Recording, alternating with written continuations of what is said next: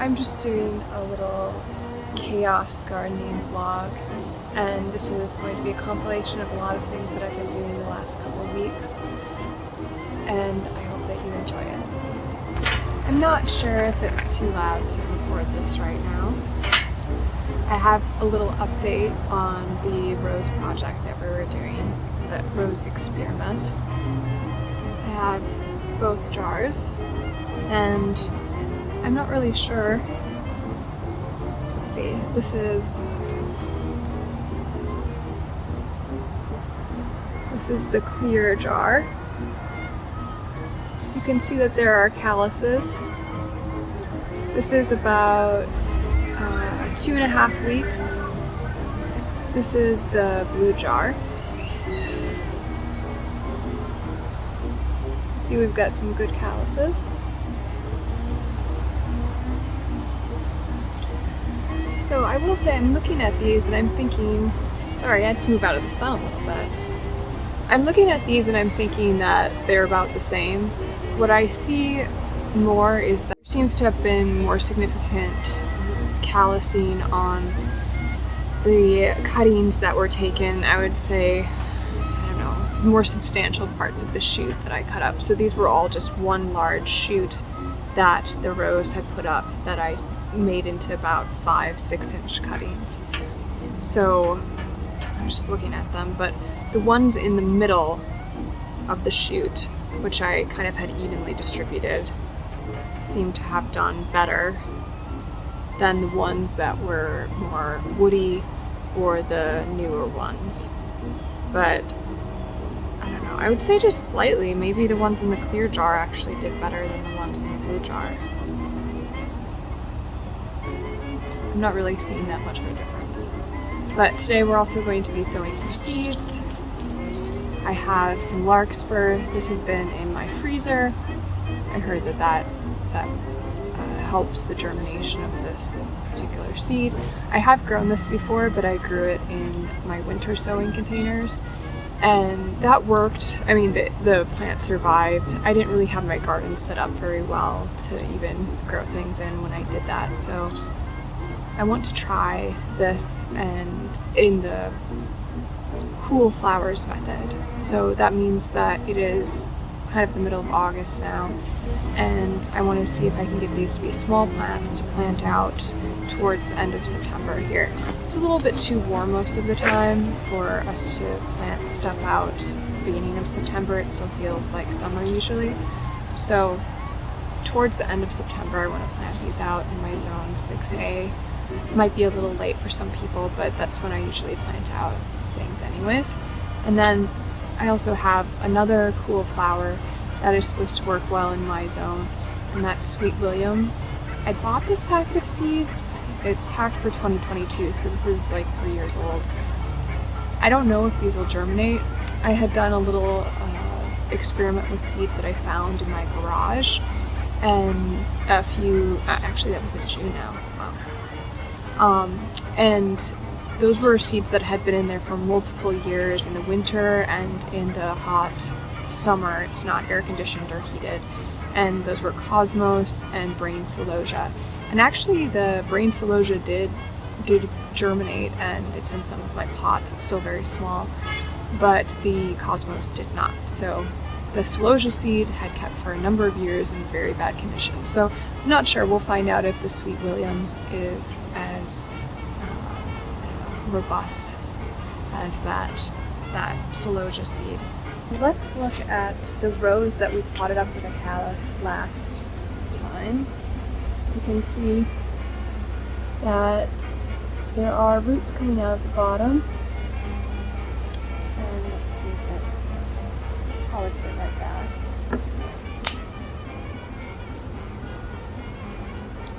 You can see that it's rooted in pretty well. I'm going to put it right back in the pot so don't disturb them too much. But that is ready to just sit out in the nursery. So I'm hoping that these ones that we're potting up will in a couple weeks also have this many roots.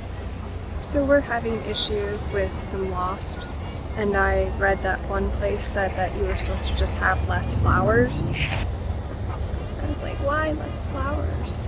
I suppose wasps are pollinators as well, but not so great when you have them making a nest in your porch. Let's just get these potted up.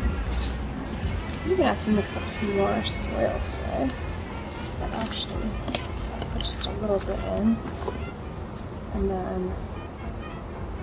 do the clear glass first, which again the calluses are looking pretty good.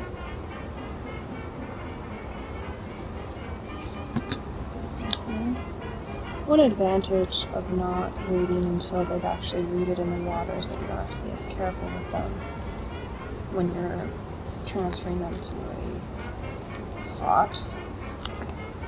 Here's the blue bottle.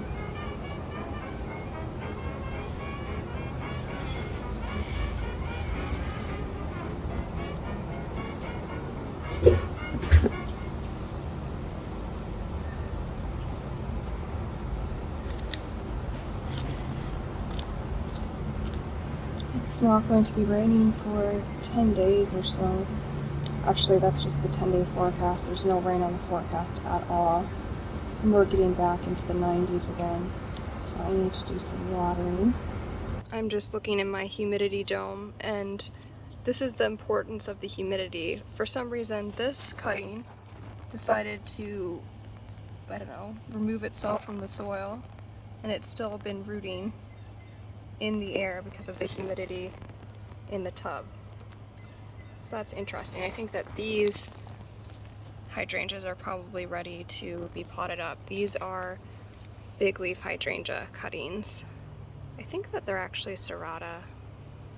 I'm going to plant the larkspur in this Tupperware that I've made some holes in. Actually, I think this is just from Dollar Tree.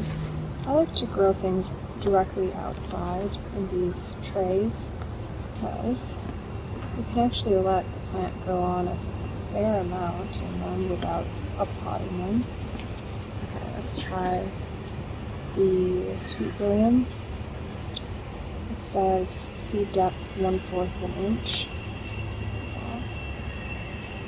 So I've left about 1/4 of an inch on top of this compost. And take that off. I'll just sew this whole pot in here. This is supposed to be a double blend. There's a fair amount of seeds.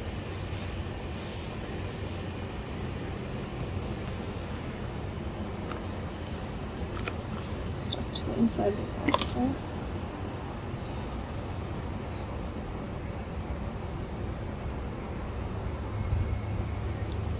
This is a lot of seed. I think that if this wasn't old, I would probably save some of that. Just quite a bit. I think either we'll have far too many in here, or we'll have none. I'm interested in growing these because it says that they have a clove-like scent. And I really enjoyed the clove scent of the stalk that I had in my wedding bouquet last year, but I've not ventured into growing stock yet, and I might not. It seems a little bit involved for me. Maybe one day I'll get around to it, but this might be a nice similar smelling flower to cut in the late spring, early summer. So here's some calamintha with a bee on it. The bees love this. This is Marvelette White. I have another of these smallish trays for the larkspur. This is one that I picked up at Gardener's Supply the other day. This is Singing the Blues bouquet larkspur from Renee's garden. It says cover 1/4 of an inch. that germination takes 14 to 21 days.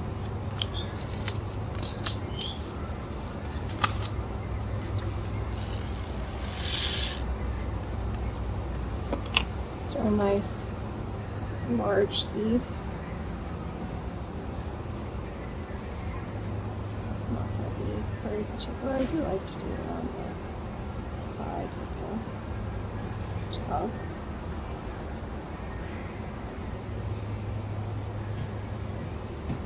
I feel like life is too short not to sow the whole packet of seeds. Or you can be less impecunious than me and just sow half or even a quarter of a pack of seeds.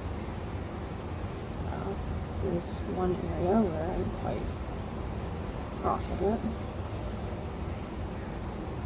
in life.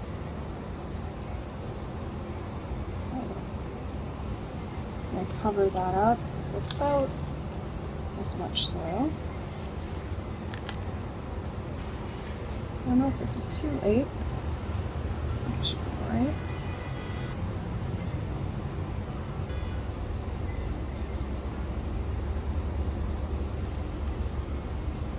So I'm going to put these rose cuttings from the jar experiment into this tub. And we'll check on them in a couple of weeks. I'm going to pot up these mountain hydrangeas. I took these cuttings somewhere in the middle or the beginning of July. So look at these. Look at those. You can see all the roots. And so these are all going to get, here's one, just fell off. These are all going to get their own pots. Look at these super cute strawberries. They bloom supposedly red, white, and pink on the same, well, set of plants. I haven't had a red one yet, but most of them have been pink actually. Wait, I spoke too soon. Here's a red one. Isn't that beautiful? So compare with, oops. Oh, actually that one looks a little bit red, doesn't it?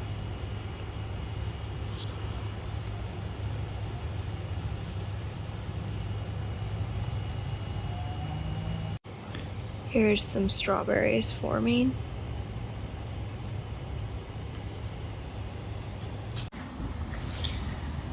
It is the evening and these datura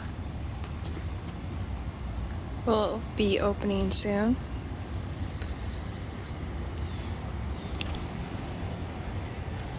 Unfurling. They have a wonderful smell that they're making. I am deadheading last night's blooms. This is what they look like. I'm going to pick a good plant to keep the blooms on because they will create spiky seed pods, and that's how we'll have the seeds for next year's plants. That'll make a good thumbnail, maybe. Look at all these teeny peppers on this dwarf pepper plant. This is a red Apache chili. Apparently these will be turning red. Steven tried one just off the plant and said that they were very hot. The ratio of peppers to the size of the plant, which is only about the size of my hand, is pretty high. It is getting to be that time of the season where everything is really rooted into its pot and is coming out of the bottom. So it can be hard to keep things hydrated. I like to keep a tub with water to soak the pots in. It's not very glamorous, but it does the trick. Look at this beautiful sunflower. It's probably a foot taller than I am. There's one behind it. It's also going to be branching. Oh, I can't wait to see these. I hope the groundhog doesn't eat them before they're in full bloom. Tithonia starting to bloom. Is anyone else really feeling the changing of the seasons right now? The hard part of summer and getting the season going is over, and now it's just like a symphony that's gradually increasing in sound and vibrancy, and everything is just looking so nice. This rose that has climbed all the way up to the top of this obelisk, and this is Test Herbivals. I don't know if I'm saying that right. And look at this castor oil bean plant. It's bigger than I am now. I feel like it'll look like a really great fairy tale plant soon, because I'll be able to walk around with these giant umbrella-like leaves.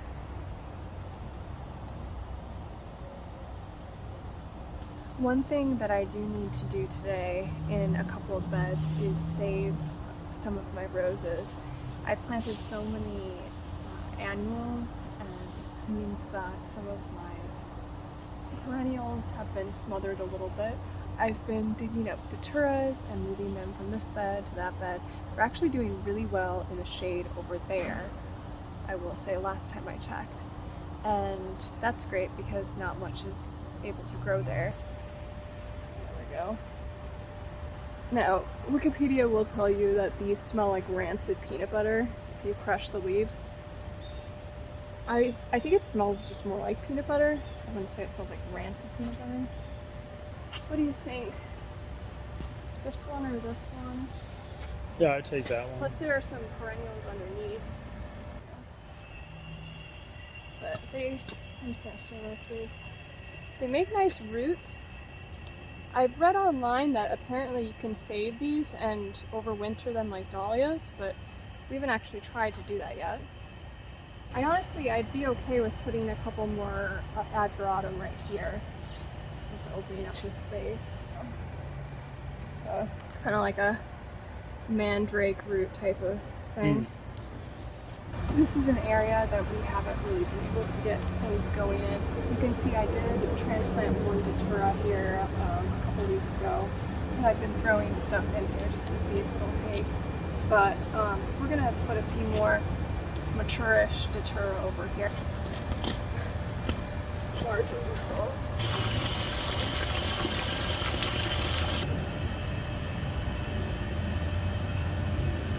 Is it like that?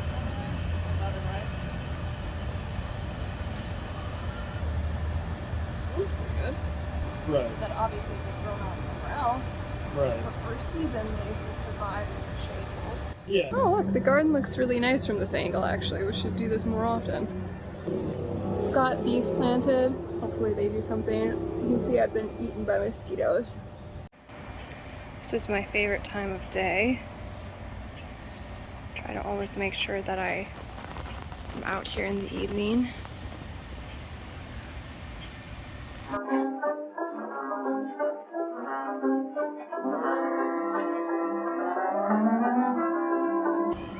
Here are those pots that we put the dahlias in. They are starting to bloom. Everything is getting really big. How pretty is this sunflower? You can see that our annuals patch is getting pretty big back there. Look at this heliotrope. Steven thinks that it smells like lavender. I think it smells a little bit vanilla-y. A little update on the oak leaf hydrangeas. It's kind of interesting how some of them have different leaves. Some of them are a little darker green. I think that these are just older leaves. And then some of them are a little bit more yellow. They are looking pretty big.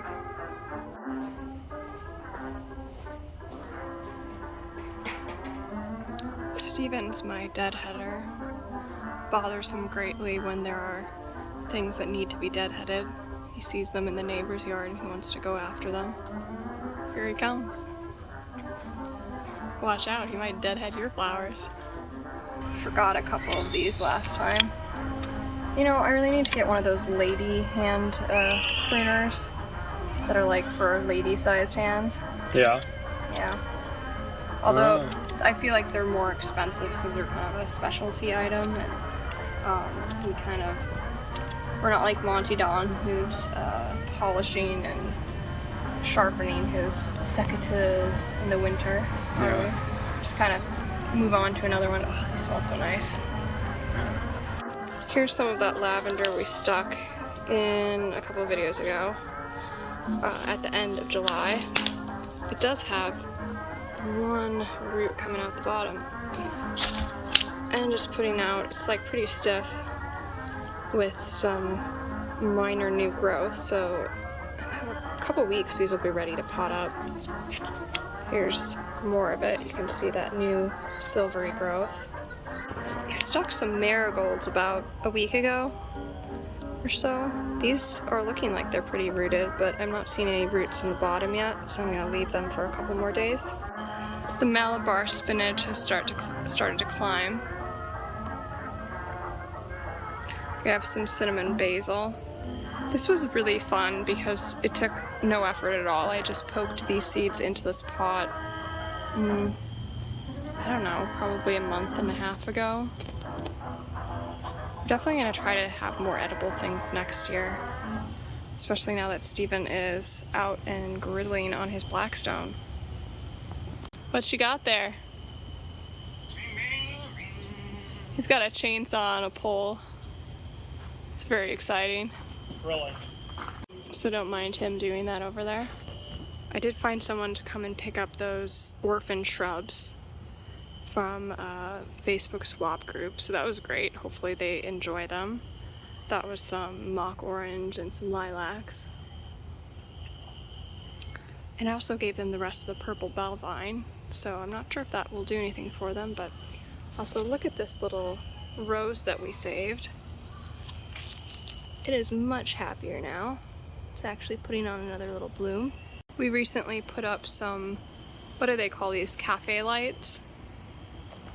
I told my brother that we put these up, and he is, I would say, like, mild-mannered. He definitely roasted me a little bit, though. He said, oh yeah, millennials love their string lights. But he too is a millennial, so. He is also a millennial. This just means we can keep gardening into the evening, which is really fun. Here's a plant that I want to Here's a plant that I want to show off. This is a panicle hydrangea that I grew from seed this year. Look at this. This is a 1 gallon tray pot, and you can see that I pinched it a couple times, and it's really great. These are all going to be completely genetically unique because they were grown from seed.